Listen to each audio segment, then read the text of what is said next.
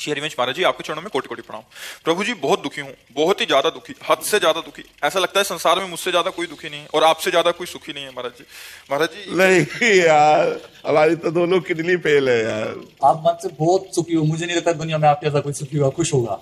आखिर ये बात तो मानते हैं इसलिए मानते हैं कि हमारा मन एक ही रास्ता पकड़े हुए है, श्री जी के चरणों की तरफ, और उनकी कृपा से बस उन्हीं की तरफ बढ़ता रहे। और वो है आनंद स्वरूप, वो है परमानंद स्वरूप, वो है प्रेमानंद स्वरूप। तो वही आनंद अंदर स्फुरित होता रहता है। जब हम संसार का आश्रय लेते हैं तो दुख ही दुख है। इसका नाम क्या है शास्त्र में जानते हो? दुखालयम। ये दुख का घर है, इसमें जो कुछ मिलेगा वो दुख ही देने वाला मिलेगा, दुखालयम। और सुखालयम कौन है? भगवान है। तो हम अपने मन को यदि भगवान में लगा पावे तो हम सुखी हो जाए। सच्ची बात मानो, सब सुख आ जाएंगे, लोक परलोक की सब सुविधाएं आ जाएंगी, सब सुख आ जाएंगे। जब आप भगवान का भजन करोगे तो सब सुख आ जाएंगे। जैसे खूब अगाध सरोवर जल हो तो मछली खूब किलो ले करती है, थोड़ा जल हो तो चिंता है कि कहीं सूख न जाए। लेकिन समुद्र में है तो आनंद ही आनंद है उसको। सुखी मीन जहां नीर अगाधा और जिम हरि शरण न एको बाधा। अगर हम भगवान की शरण में भैया तो दुख भी सुख बन जाता है, और अगर भगवान से विमुख है तो सुख भी दुख बन जाता है। ये बात समझ लीजिए। तो भगवान की शरण होकर नाम जप करो, अच्छे आचरण करो। बाबा थोड़ी कुछ हमारी तरफ भी ट्रांसफर कर दो। क्या फर्क है? कोई फर्क नहीं, एक ही परमात्मा सब रूपों में विराजमान है। पहला उत्तर, एक ही परमात्मा सब रूपों में विराजमान है। पर जब हम उन्हें परमात्मा भाव नहीं देखते तब फिर अलग अलग पावर है। एक बार उपनिषद की कथा है, सब देवता दैत्यों पर विजय प्राप्त करके बड़े आनंद में उत्सव मना रहे थे। अप्सराएं नृत्य कर रही थी, गंधर्व गान कर रहे थे, देवता सब अपने सिंहासनों पर विराजमान थे। तो देखा भगवान ने कि इनको अहम हो गया है कि मैं बलवान हूं और मैंने दैत्यों पर विजय प्राप्त की। तो सभा के सामने भगवान एक यक्ष रूप में प्रकट हुए। तो देवराज इंद्र ने देखा, बोले कोई भी देवता इनका परिचय लाकर हमें बताओ ये कौन प्रकट हुआ है। तो सबसे पहले अगर ऐसा होता तो हम तो पूरे भारत को ट्रांसफर कर देते क्योंकि अपने बस का कुछ है नहीं। तुम्हारी समझ से तुम्हें सुख मिलेगा और तुम्हारी समझ से तुम्हें दुख मिलेगा। पॉजिटिव चिंतन हो गया तो निगेटिव चिंतन को दबाकर जब पॉजिटिव चिंतन बढ़ता है तो आनंद आता है, और जब पॉजिटिव चिंतन को दबाकर निगेटिव चिंतन बढ़ता है तो हम चाहे जितने करोड़पति हों हमें दुखी का अनुभव होगा। तो ये पॉजिटिव चिंतन जो है ये भगवान के भजन से आता है। शास्त्र स्वाध्याय, भगवान का भजन, परोपकार, तीर्थयाटन, दान पुण्य जब हम करते हैं तो हमारा हृदय पवित्र होता है, तो दुख में भी सुख ढूंढ लेता है। और जब हमारा निगेटिव विचार होता है तो सुख में भी दुख वो खोज लेता है। कहीं ऐसा ना हो जाए, कहीं ऐसा ना हो जाए, ये चिंतन वो चिंतन, बड़ा भयावह चिंतन, दुख, विषाद, शोक, चिंता, उद्वेग, ये सब अंदर आ जाता है। तो हमें लगता है हमारे करने से नहीं होगा, ये चीज आपको करनी होगी। जो हम कह रहे हैं उसको आप करो तो आपका चिंतन सही हो जाएगा। अगर हमारे ऐसे देने से होता तो किसी को भजन के लिए नहीं कहते, भजन करके ऐसे दे देते, सबका मंगल हो जाता। वैसे संत जन तो कहते ही रहते हैं, सर्वे भवन्तु सुखिना, सर्वे सन्तु निरामया, सर्वे भद्राणि पश्यन्तु मा कश्चित् दुख भाग भवेत्। किसी को दुख ना हो, सब सुखी रहें, सब स्वस्थ रहें। पर सब हैं क्या? जो भजन कर रहे हैं, जो भगवान से जुड़े हैं, वही कृपा का अनुभव कर रहे हैं। नहीं तो सब दुखी हैं, सब दुखी। किसी को ना समझो, बड़े बड़े अरबपति खरबपति सब दुखी हैं, सुखी वही है जो पूरा भगवान को समर्पित है। समझ पा रहे? तो समर्पण करो और नाम जप करो। राधे राधे महाराज जी। महाराज जी, आपके चरणों में कोटि कोटि प्रणाम। महाराज जी, भगवान एवं देवता जी पहले वायुदेव प्रकट हुए, बहुत बलवान देवता है। विश्व में वायुदेव से बढ़कर कोई बलवान नहीं। जैसे वायुपुत्र हनुमान, पवन पुत्र हनुमान है ना, तो सबसे बड़े बलवान वायु देवता। जैसे उनके पुत्र भीम, तो बल की अगाध महिमा वायु देवता की है। और हम सब वायु देवता से ही जीवित है, सबके प्राण वायु से ही तो संचलित है। सब जितना चराचर जगत है वो वायु से ही है। ऑक्सीजन खत्म हो जाए, सब नष्ट हो जाए, वायु से ही तो है। तो वायु देवता खड़े हुए और कहा मैं इनका परिचय लाता हूं। तो वायु देवता गए और कहा यक्ष तुम कौन हो? तो उनका हम तो अपना परिचय बाद में बताएंगे, पहले आप बताएं आप कौन हैं। बोले मैं पवन हूं, वायु। ठीक है, क्या है आप में क्षमता? तो उनका क्षमता ऐसी कि मैं पूरे त्रिभुवन को तिनके के समान उड़ा सकता हूं। तो एक तिनका प्रकट किया और कहा उड़ा के दिखाओ। अब वायु देवता से तिनका उड़ाने की बात, वो तो ब्रह्मांड उड़ा दे, लेकिन तिनका नहीं उड़ा। कहा पूरी ताकत लगाओ। वायु देवता पूरी ताकत लगा के हार गए, तिनका ऐसे से ऐसे नहीं कर पाए। आए और बैठ गए। देवराजेंद्र ने कहा कौन है? बोले असमर्थ रहा उनका परिचय प्राप्त करने में।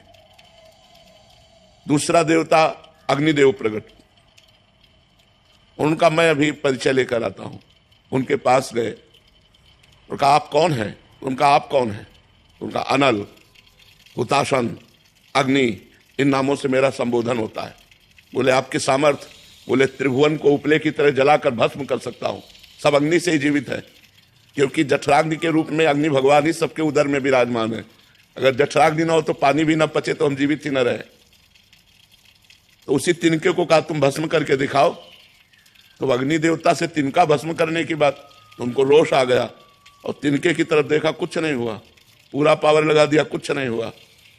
अग्नि देवता वापस जाकर बैठ गए और कहा मैं असमर्थ रहा इनकी सामर्थ्य और इनकी महिमा और इनका परिचय प्राप्त करने में। तब स्वयं देवराजेंद्र उठे, ये उपनिषद में कथा है। देवराजेंद्र उठे और उठ करके जे ही गए सो यक्ष अंतर ध्यान हो गए। यक्ष की जगह पर दुर्गा देवी प्रकट हुई और उनका देवराजेंद्र तू इतना घमंडी है कि तू भगवान से बात करने का भी अधिकारी नहीं है, इसलिए भगवान अंतर ध्यान हो गए। वो यक्ष रूप में भगवान थे। तो इतना समझ ले तेरे वायु देवता में इतनी सामर्थ्य नहीं कि तिनका उड़ा सके, अग्नि देवता में इतनी सामर्थ्य नहीं कि तिनके को भस्म कर सके। सब भगवान की सामर्थ्य से युक्त हो, घमंड मत करो। भगवान ही तुम्हारे अंदर अपनी सामर्थ्य प्रकट करते हैं, तब तुम अपना कार्य कर सकते हो। तो वैसे सब देवता भगवान के स्वरूप हैं, पर जब अलग हम देखते हैं तो उनकी सामर्थ्य एक सीमा में है और भगवान असीम सामर्थ्यशाली है। देवता मोक्ष नहीं प्रदान कर सकते, देवता एक सीमित फल प्रदान करेंगे। जितनी आप आराधना करोगे उतना ही फल आपको प्राप्त होगा। देवता एक दुकानदार जैसा, जैसे आपकी दुकान में जो सामान है हम पैसा दे तो उतना ही दोगे, इसके अलावा नहीं दोगे। तो जितनी आप तपस्या करेंगे, जिस देवता के लिए जितना पूजन करेंगे, जितना आप आराधन करेंगे, उतना ही वो फल दे पाएगा, इसके आगे उसके सामर्थ्य नहीं। और जब हम भगवान मान के करते हैं तो फिर भगवान उसकी इच्छा की पूर्ति करते हैं। समझ पाए आप? श्री हरिवंश प्रभु।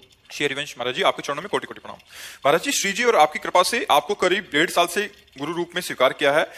बहुत जीवन में परिवर्तन आया। महाराज जी, मेरा प्रश्न है कि आप कहते हैं कि अपना पुराना रजिस्टर जांच लो। गुरुदेव भगवान, मेरे पुराने रजिस्टर में व्यभिचार, चापलूसी, झूठ, अवगुण दर्ज हो गए हैं। मैं अपना नया रजिस्टर तैयार करना चाहता हूं, जिससे भागवतिक न्यायालय में मेरी जीवात्मा का न्याय एवं कल्याण हो सके। इसके लिए क्या करूं?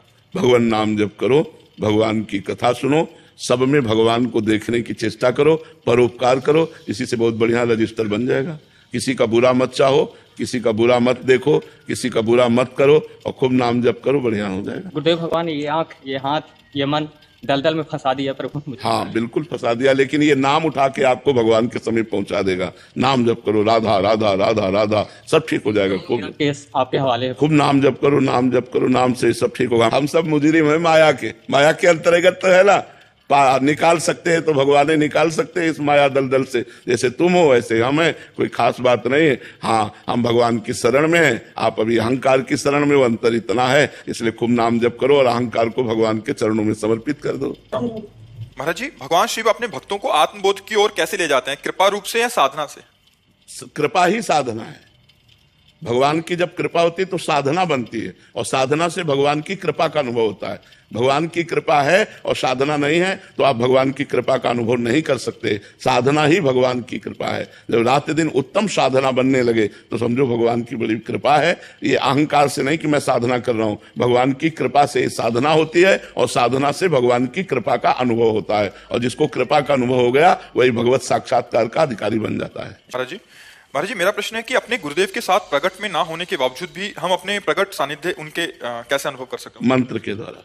जो गुरु मंत्र है, यदि हम उसे खूब जपें तो गुरु मंत्र की जगह ही गुरु जी प्रकाशित हो जाएंगे। महाराज जी, मैंने गुरु मंत्र तो नहीं लिया है, पर मैंने आपको गुरु रूप में वर्ण किया है, तो आप एक बार श्रीमुख से बोल दीजिए कि आप मेरे साथ हैं। तो हम तो राधा राधा कहते हैं, ये गुरु मंत्र नहीं है क्या? अगर राधा राधा आप जप रहे तो हम आपके साथ ही हैं। राधा ही हमारा प्राण है, राधा ही हमारा जीवन है, राधा ही हमारा सर्वस्व है। मैंने आज से आपके जो श्रीमुख से मैंने कृष्ण कृष्ण नाम से मतलब जपना शुरू किया था।